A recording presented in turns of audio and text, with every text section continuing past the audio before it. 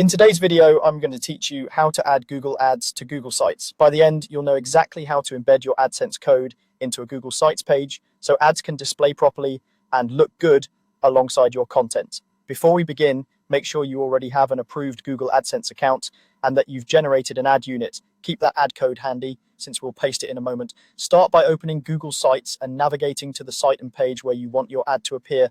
Click Edit so you're working inside the page editor. This is important because you need to place the ad exactly where you want it within your layout. On the right-hand panel, click Insert. This panel is where Google Sites gives you all the building blocks for your page. From here, choose Embed. You'll see two options, by URL and embed code. Select Embed Code. This tells Google Sites that you're about to paste custom code, which is how AdSense ads are added. Now, paste your Google AdSense ad code into the box. This is the full snippet you copied from your AdSense account when you created the ad unit. If you're using a responsive ad unit, which is usually recommended, the code will automatically adapt to different screen sizes. That helps your ad look good on both desktop and mobile. After pasting, click Next. Google Sites will validate the code and show a preview frame if possible.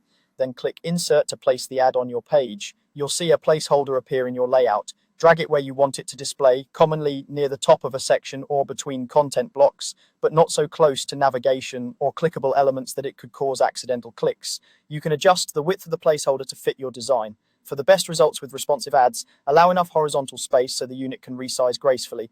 A quick note on what to expect. In the editor, you might not see a live ad render. That's normal.